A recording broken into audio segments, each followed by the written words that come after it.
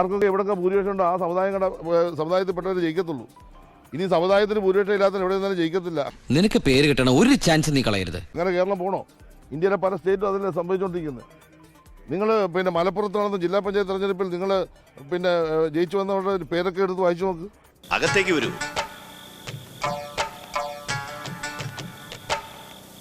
മനസ്സിലായില്ല.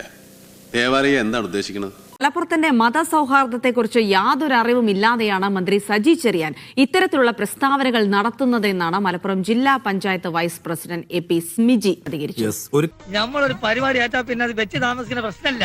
കമ്മ്യൂണിസ്റ്റ് പാർട്ടിയുടെ നേതാവിൽ നിന്നാണ് ഇത്തരത്തിലുള്ള വർഗീയ പരാമർശങ്ങൾ ഉണ്ടാകുന്നത്. ജില്ലയെ അപമാനിക്കുന്ന രീതിയിലാണ് അദ്ദേഹം സംസാരിച്ചതെന്നും സ്മിജി പറയുന്നു. ഇതിന്റെ പിന്നിൽ ആ കൺസൾട്ടന്റ് ബുദ്ധിയാ. ഇതല്ലേ ഉണ്ടായത്? ചെറിയാൻ പറഞ്ഞത് ജില്ലാ പഞ്ചായത്തിൽ ജയിച്ചു വന്നവരിലേക്ക് നോക്കൂ എന്നാണ് പറഞ്ഞത്. നമ്മൾ നോക്കുമ്പോൾ സ്മിജിയൊക്കെ കാണുന്നുണ്ട്. അതെ, സ്മിജിയെ മാത്രമല്ല, വഴിക്കടവെന്ന് ജയിച്ച ജോഷ്മി തോമസിനടക്കം, അതുപോലെ ആരതി പ്രദീപ് ആണെങ്കിലും തേഞ്ഞിപ്പാലത്തിന് ജയിച്ച ഷാജി പാച്ചേരി, അതുപോലെ പെരിന്തൽമണ്ണ പറയുക ലിസ്റ്റ് എടുക്കുകയാണെങ്കിൽ അങ്ങനെ ഒരുപാട് ലിസ്റ്റുകൾ കാണും. ചെറിയാനെ എന്തോ മലയാളത്തിൽ ഒരു പഴമൊഴിയുണ്ട്. എന്നതാ? എല്ലാവരെയും കുറച്ചു കാലത്തേക്കും കുറച്ചുപേരെ എല്ലാ കാലത്തേക്കും അല്ലാതെ എല്ലാവരെയും എല്ലാ കാലത്തേക്കും പറ്റിക്കാൻ പറ്റുകയില്ല. ശശിയെ എന്നാണ് ഈ പറയുന്നത്? ഒരു മതേതരത്വം എന്നൊക്കെ പറയുന്നതിനപ്പുറത്തേക്കാണ് ബഹുമാനപ്പെട്ട സജി ചെറിയാന്റെ വാക്കുകൾ. മലപ്പുറം ജില്ല തുടക്കം മുതലേ ഒരു കമ്മ്യൂണിസ്റ്റ് പാർട്ടി നേതാവാണ് ഇത് പറയുന്നതും കൂടെ നമ്മൾ ഓർക്കണം, അല്ലെ?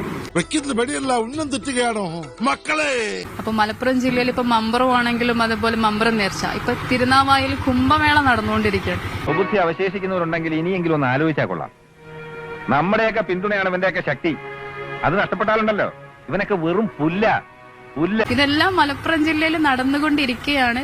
ഇതിനെക്കുറിച്ച് യാതൊരു അറിവോ ഒന്നും നോക്കാതെയാണ് ഇങ്ങനെയുള്ള പ്രസ്താവനകൾ വരുന്നത്. സ്വന്തം താല്പര്യങ്ങൾക്ക് വേണ്ടി നമ്മുടെ മുമ്പിൽ ശത്രുത അഭിനയിക്കുന്ന ഇവർക്ക് വേണ്ടിയാണോ നമ്മളൊക്കെ തമ്മിലടിക്കേണ്ടത്?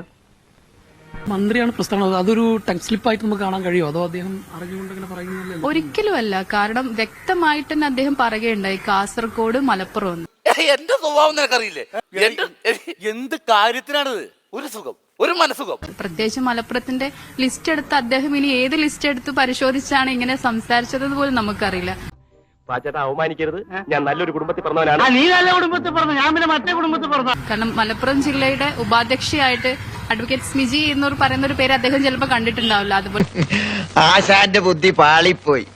അല്ലേലും കുറെ നാളായിട്ട് ആശാൻ ആത്മവിശ്വാസത്തിന് കൂടുതൽ. തന്നെ ജോഷ്മി തോമസ് തുടങ്ങി ഞാൻ പറഞ്ഞ ഈ പേരുകൾ, ഷജിനി ഉണ്ണി തുടങ്ങി ഒരുപാട് പേര് ഈ ലിസ്റ്റിൽ ഉണ്ട്. എന്നിട്ട് എന്തുകൊണ്ടാണ് ഒരു കമ്മ്യൂണിസ്റ്റ് പാർട്ടി നേതാവ് എന്നതിലുപരി ഒരു മന്ത്രിയാണ് ഇങ്ങനെ പറയുന്നത്? ഇതിപ്പോ തിരിച്ചടികളുടെ കാലമാണെന്ന് തോന്നുന്നു ധർമ്മ. ഒരിക്കലും നമുക്കൊരു മലപ്പുറം ജില്ലയോടുള്ള അവഹേളന അല്ലെങ്കിൽ ഒരു തീവ്രവാദത്തെ പ്രതിബന്ധയോടുകൂടിയാണ് എല്ലാം കാണുന്നത്. കടിക്കുന്ന പട്ടിക്കാണെങ്കിൽ കൂടെ എന്റെ കാര്യം പറഞ്ഞാൽ മനസ്സിലാവും. എന്തുകൊണ്ടാണ് മലപ്പുറം ജില്ലയെ ഒരു തീവ്രവാദത്തിലോട്ടേക്ക് കൊണ്ടുപോകുന്നത്? മുസ്ലിങ്ങൾ ഒരുപാട് തിങ്ങി പാർക്കുന്നത് കൊണ്ടായിരിക്കാം. പക്ഷെ നിനക്ക് തടയാമെങ്കിൽ നീ തടഞ്ഞോ. ഇങ്ങനെയൊക്കെയാണ് കാര്യങ്ങൾ പോകുന്നെങ്കിൽ എന്നെ ഇനി ഈ ഭാഗത്ത് കാണൂല.